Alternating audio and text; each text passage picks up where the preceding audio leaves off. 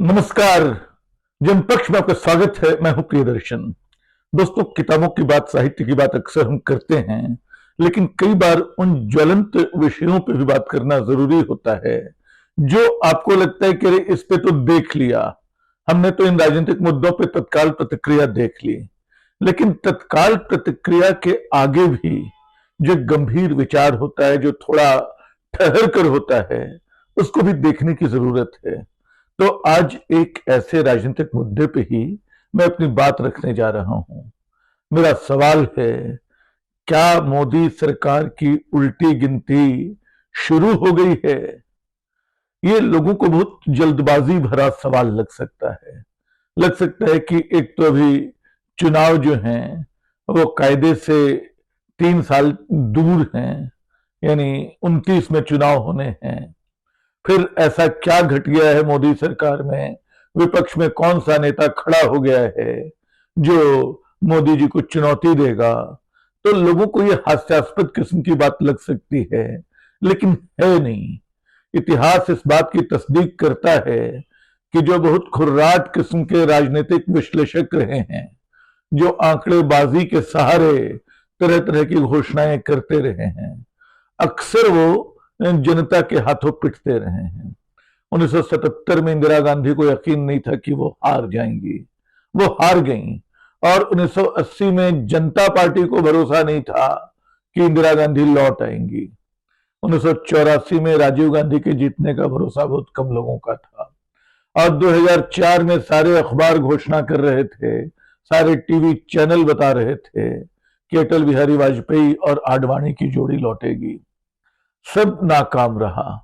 तो इतिहास के इन प्रसंगों को याद करें और भूल जाएं वो व्याख्याएं जो आंकड़ों की मार्फत पेश की जाती हैं। सच क्या है कि 2010-11 के आसपास जो स्थिति यूपीए 2 की थी, जिसमें पॉलिसी पैरालिसिस भी बोलते थे, जिसमें अलग अलग भ्रष्टाचार के आरोप भी बोलते थे, जिसमें अचानक कांग्रेस के नेता निष्प्रभ दिखाई देने लगे थे, वो सब स्थितियां अपने आप आ रही हैं, इस पूरे दौर में घटित हो रही हैं।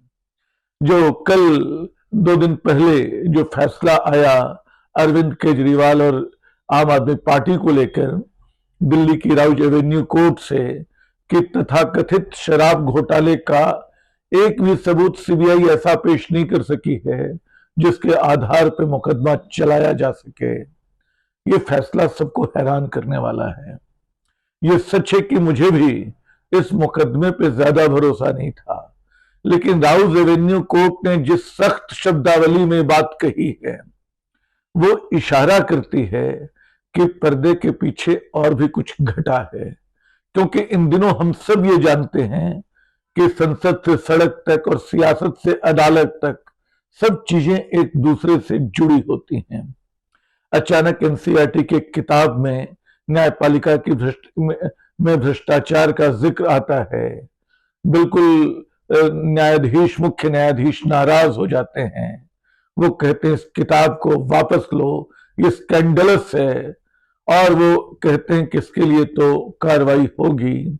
और अगले दिन ये फैसला आ जाता है।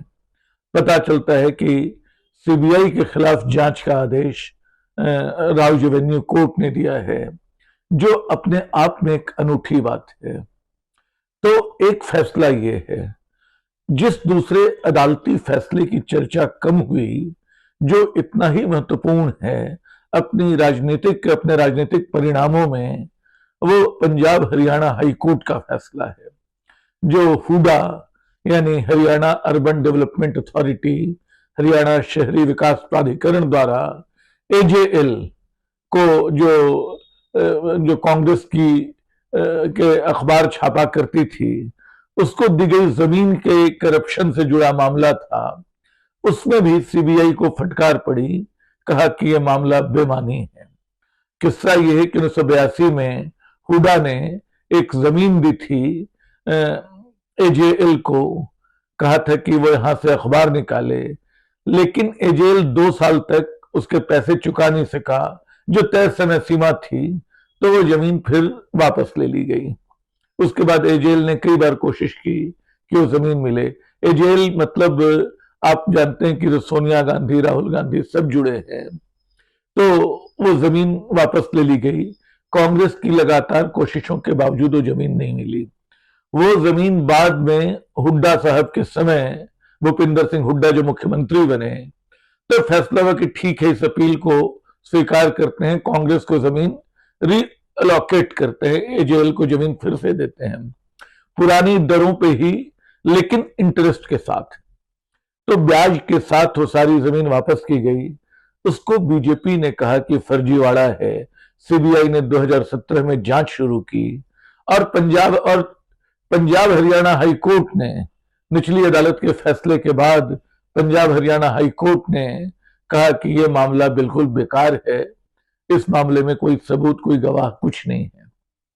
तो ये दो मामले अदालत से चले आए जो मोदी सरकार को, बीजेपी को घेरने वाले हैं। अदालत ही अकेली जगह नहीं है जहां ये सरकार घिर रही है।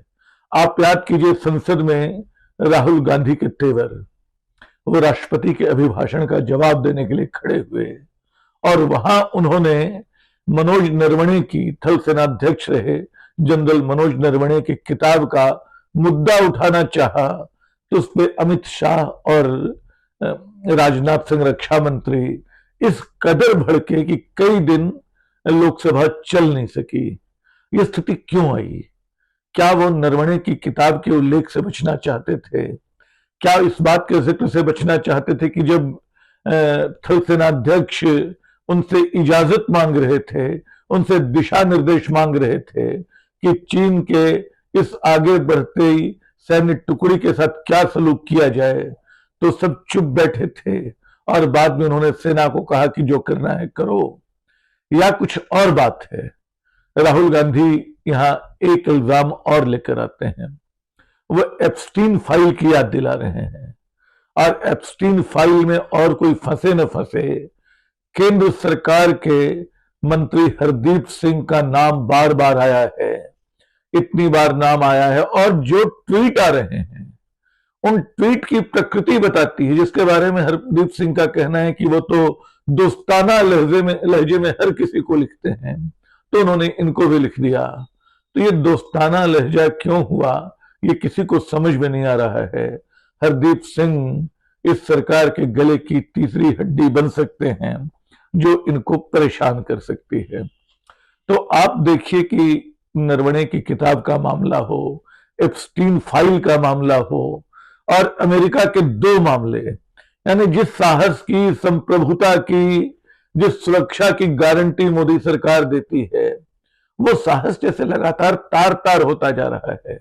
मोदी साहब को, प्रधानमंत्री को संसद में जेएनयू के लड़कों का जवाब देने की फुर्सत होती है, वो एक अनजान शख्स की दी गई गाली का जवाब देने की फुर्सत होती है।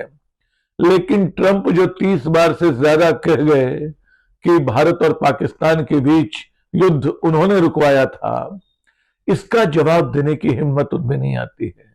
इसका एक बार भी वो जवाब नहीं देते हैं। इसका संदेश स्पष्ट है कि भारत पाकिस्तान के मामलों में अमेरिका घुसपैठ की कोशिश तो कर रहा है, और उसको भारत सरकार चाहे जिस वजह से भी उसका वाजिब प्रतिकार नहीं कर रही है, चुपचाप उसको झेल या सह रही है, अपने ढंग से मैनेज करने की कोशिश में लगी है। इन सब के साथ जो पांचवा मुद्दा है, पांचवा मुद्दा जो है वो अमेरिका के साथ समझौते का है, जो ट्रेड डील जिसको कहा जा रहा है। उस ट्रेड डील की अब धज्जियां उड़ चुकी हैं। ट्रंप का ट्वीट बताता है कि भारत रूस से तेल नहीं खरीदेगा, इसलिए उसको 25% टैरिफ की राहत दी जा रही है, जो उस पर रूस से तेल खरीदने की वजह से लगाई गई थी। भारतीय प्रधानमंत्री, भारत सरकार, कोई भी ये नहीं कह रहा है कि खबर गलत है, कोई भी इस बात को ऐसी चुप्पी के साथ टाल रहा है कि लगता है कि ट्रंप जो बोल रहे हैं सही है। भारतीय किसानों के बारे में राहुल गांधी के जो आरोप हैं, विपक्ष के जो आरोप हैं, वो अपनी जगह हैं। तो दोस्तों, ऐसी स्थिति लगातार बन रही है जिसमें लग रहा है कि मोदी सरकार पहली बार हर तरफ से घिरी हुई है। आम आदमी पार्टी का फिर से खड़ा होना इन आरोपों के बेमानी करार दिए जाने के बाद एक राजनीतिक परिघटना है जो सिर्फ पंजाब और गुजरात के चुनावों पे नहीं, 2029 तक उसकी छाया पड़ेगी। सवाल है कि क्या विपक्ष जो बार बार उठता है मोदी के सामने मजबूती से खड़ा है? क्या उसके पास कोई नेता है? क्या राहुल गांधी नेतृत्व तैयार करने को तैयार हैं? ये सारे सवाल 2004 में भी उठे थे और 2004 में कहा जा रहा था कि सोनिया गांधी को आता क्या है, लेकिन जब वैक्यूम पैदा होता है तो नेतृत्व अपने आप आ जाता है, खड़ा हो जाता है। विपक्ष चाहे जितना बटा हुआ हो, वो इतना गैर जिम्मेदार नहीं है कि किसी विकल्प की स्थिति में वो कोई विकल्प न चुन सके। और राजनीति में देवगौड़ा मोमेंट भी आते हैं, ये हम देख चुके हैं। भारतीय राजनीति में संयुक्त मोर्चा सरकार जिस तरह बनी थी, जिन देवगौड़ा को अपने चुने जाने पे भरोसा नहीं था वो प्रधानमंत्री बन गए थे, तो राजनीति दोस्तों वहां तक जाती है। ये सच है कि अभी के फैसले को लेकर विपक्ष को, खासकर राहुल गांधी, कांग्रेस को तत्काल प्रतिक्रिया देने की जरूरत इतनी तीखी नहीं थी। आम आदमी पार्टी, सच है कि आम आदमी पार्टी मजबूत होगी तो कांग्रेस को थोड़ा नुकसान हो सकता है, पंजाब में भी, गुजरात में भी। लेकिन कांग्रेस की जो आरोप है कि आम आदमी पार्टी और बीजेपी मिले हुए हैं, ये उसको हास्यास्पद बनाने लगता है और फिर अरविंद केजरीवाल के सामने ये सवाल खड़ा करने की गुंजाइश छोड़ता है कि भाई तो सोनिया गांधी जी गिरफ्तार क्यों नहीं हुई, राहुल गांधी गिरफ्तार क्यों नहीं हुए, रॉबर्ट वाड्रा गिरफ्तार क्यों नहीं हुए। ये सब बेमानी राजनीतिक सवाल हैं जो तब उछाले जाएंगे जब आप आपस में हमले करेंगे।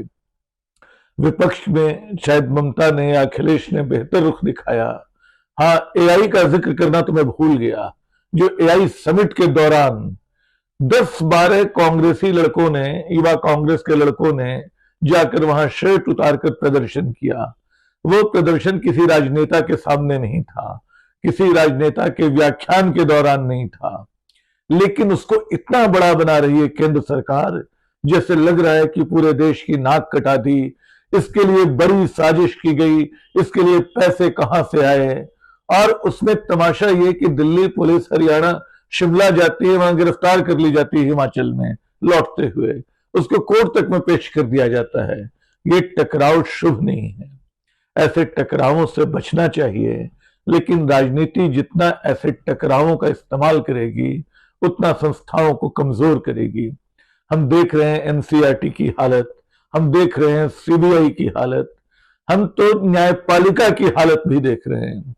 अब हर फैसले पे जैसे एक शक की गुंजाइश होती है और हर फैसले पे एक सवाल उठता है, इसीलिए सवाल उठ रहा है कि क्या केजरीवाल की रिहाई के पीछे एक राजनीतिक बदलाव का संकेत भी है? क्या वो मनोवैज्ञानिक बाधा, वो साइकोलॉजिकल बैरियर खत्म हो चुका है? जो लगता था कि मोदी अपराजेय हैं, जिससे लगता था कि बीजेपी को पता नहीं कोई हरा सकेगा या नहीं। 2024 में 240 सीटों तक सिमट गई बीजेपी, अब 2027 में यूपी के इम्तिहान देखेगी और 2026 में इस साल बंगाल और तमिलनाडु के, तब शायद तस्वीर थोड़ी ज्यादा साफ होगी। लेकिन ये सच है कि अंगद के पांव उखड़ रहे हैं। बीजेपी की सरकार जो है चौतरफा घिरी हुई है और अनिर्णय की उसी स्थिति में है जिस स्थिति का आरोप मनमोहन सरकार के आखिरी दिनों में वो लगाया करती थी। उसको पता नहीं कि ट्रंप के आरोप का क्या जवाब देना है, भारत पाकिस्तान युद्ध रुकवाने के मामले का क्या जवाब देना है और किस स्तर पे जवाब देना है। ट्रंप राष्ट्रपति हैं अमेरिका के, उसका जवाब यहां भी शिखर नेतृत्व से आना चाहिए था, वो नहीं आता है, विदेश मंत्रालय के बयान आते हैं। रूस से तेल खरीद रोकने के सवाल पे तो भारत सरकार का रुख अभी तक साफ नहीं है। ये स्पष्ट ही नहीं है कि भारत सरकार ने रूस से तेल खरीदना बंद किया या चालू रखा है। ट्रेड डील के बहुत सारे पहलुओं पे बातचीत हो रही है कह के इस निर्णय को आगे बढ़ाया जा रहा है। तो ये अनिर्णय है हरदीप सिंह हरदीप सिंह का कार्यकाल नवंबर में पूरा होने जा रहा है। शायद उसके बाद उनको दोबारा मौका ना मिले राज्यसभा में, लेकिन नवंबर में अभी देर है। और हरदीप सिंह के इस्तीफे के सवाल पर एप्स्टीन फाइल में दुनिया भर में इस्तीफे हो रहे हैं, और जो धारणा बन रही है उसका मतलब यही है कि हरदीप सिंह को जाना चाहिए, लेकिन सरकार अनिर्णय में है। ऐसे अनिर्णय अनिष्टकारी होते हैं, तो ऐसी कम से कम आधा दर्जन वजहें हैं जिनसे लगता है कि सरकार के पांव उखड़ रहे हैं। पता नहीं इस राजनीतिक विश्लेषण का क्या हश्र होगा, फिलहाल लेकिन मेरी राय यही है। शुक्रिया।